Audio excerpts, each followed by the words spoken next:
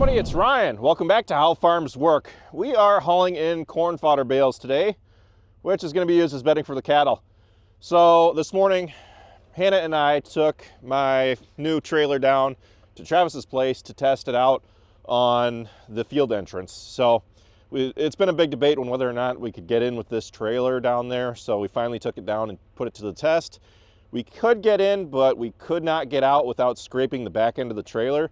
So I pulled in and out probably 10 times, and I took the Bobcat, scraped away the gravel, put it in somewhere else, basically sculpting the driveway however I felt that I could get it out of the field without scraping. And it eventually just came down to adjusting the tongue on the trailer. So this one's got a jack on the front.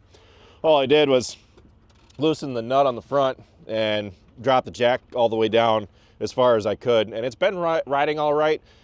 Where I have the reservations with doing that is that it actually reduces the clearance between the trailer and the tailgate. So as we're coming out of the field, it actually gets fairly close there, and when we're pulling into the driveway out here, it's also fairly close, but haven't had any issues so far. That seems to have solved the problem. Unloaded, I was about 2 to 3 inches off the ground on the back end when I was coming out of the field, and loaded, we are like millimeters away from hitting the ground. And I'm not sure, I might have hit the ground on this last time coming out, because it all depends on how you pull out of the field. But we got a load on now. We are going to be stacking it up out at my place. We've got roughly 100 that need to come out here. We are hauling with this with 12 at a time. Travis is also hauling with the other flatbed in the 4640, and he's hauling 8 plus 3, 11 at a time. So let's go ahead and unstrap this quick, and we're gonna start stacking them.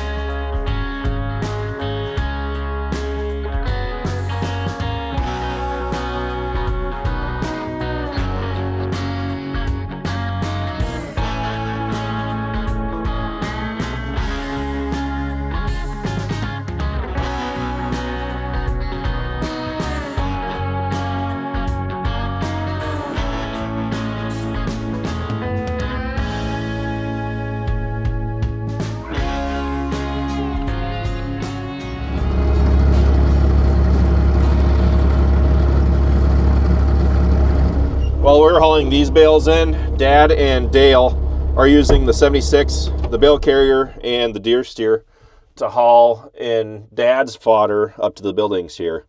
And he's hauling in about 100. There's roughly 200 here. I'm taking the other 100 out to my place, and I'll have roughly 150 total corn fodder, but the 50 that we had made before are pretty wet, and since we wrapped them and put them in a tube, they're actually pretty decent feed. I mean, the cows just tear them apart. So you reach into them and you could feel the moisture. So I've been trying to feed those out more as feed.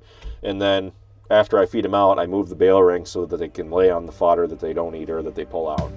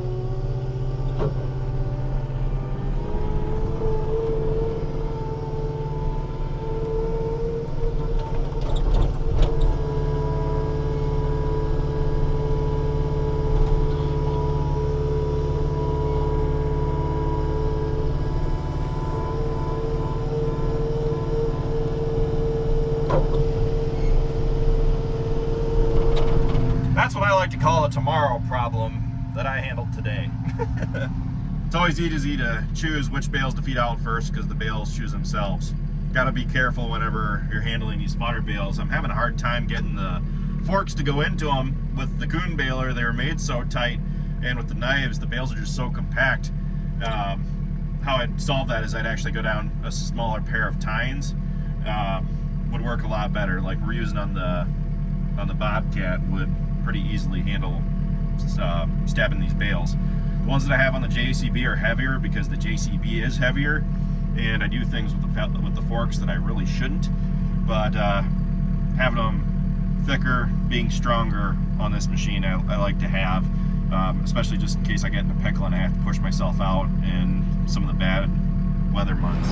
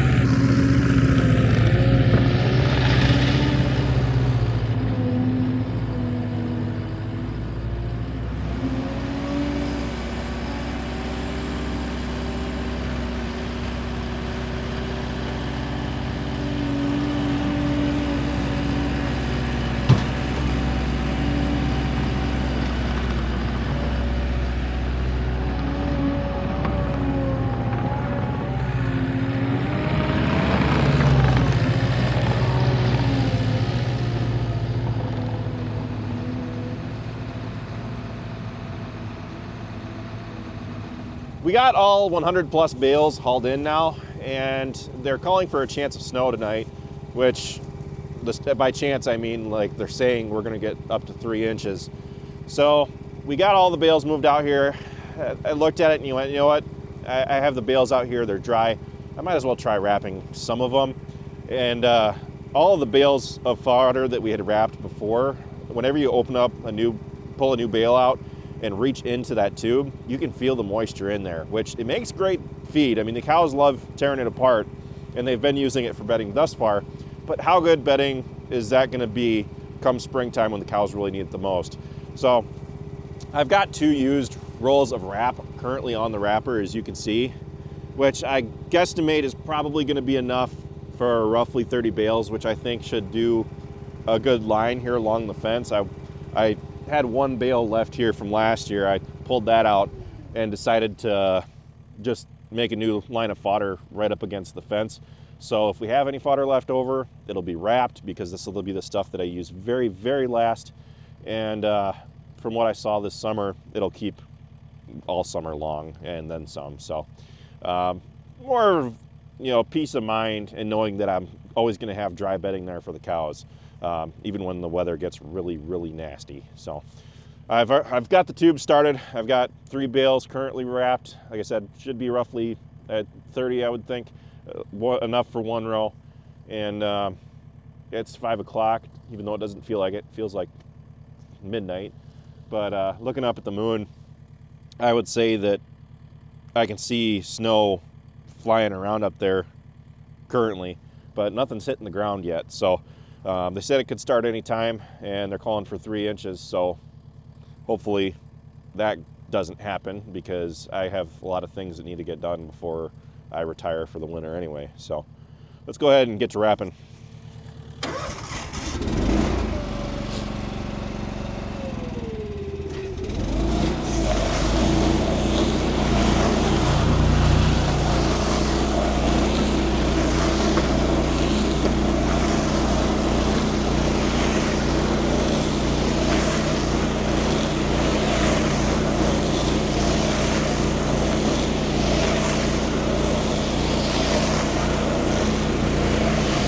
I'm putting on 5 layers plus 1 on the seam. I found that's helped give the tube extra integrity.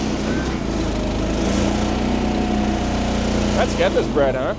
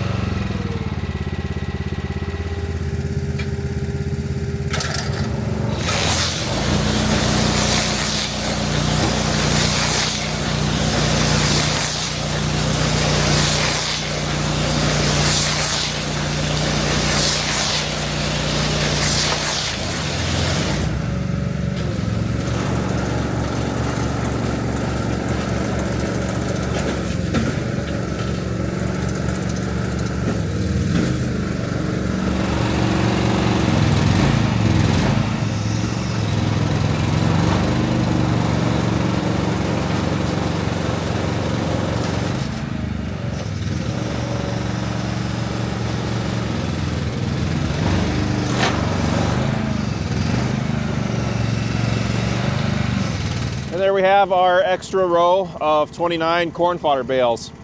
But that'll serve the cows good come spring when I get down to the very last of the material. And I don't think it cash flows to wrap all of your corn fodder because you spin around and use it up right away in the winter months. Just don't need to.